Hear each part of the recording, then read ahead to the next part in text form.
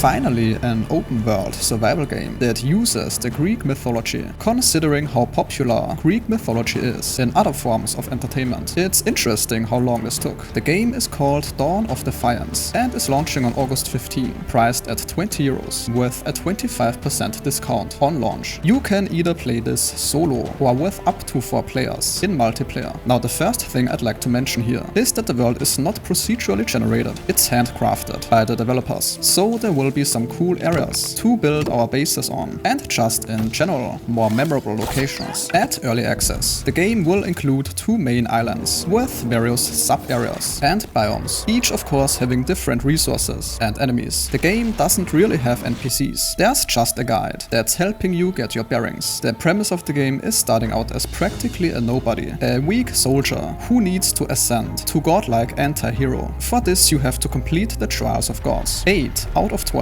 will be available in early access. One thing is clear, you should not expect a fully fleshed out story with this early access release. When it comes to the enemy types, around 9 are included at the moment. That means mythical creatures like Gorgons and golems. This is not counting the wild animals like wolves. The game will have pretty much all crafting facilities, but they are not fully upgradable at launch. Aside from combat, their survival elements are not too harsh. Yes, you should eat, but you won't die from starvation. Instead, food helps heal and buff your character. Environmental effects like wetness can slow you down, but in general, these conditions won't kill you, like it is the case in Palworld for example. If you enter the volcano area without proper heat protection, your gear and structures can be damaged though. The highlight is probably the building aspect, even in its current form. There are plenty of structures and building parts. There are 3 kits, which are stone, wood and thatch. The snapping seems to work pretty damn well. Even bigger game studios often have problems with this, so it is nice to see that they put some thought into this. The early access is still relatively limited. There is no character customization for example, at least not at the moment. They plan to add this later. The remaining god trials will be added over time as well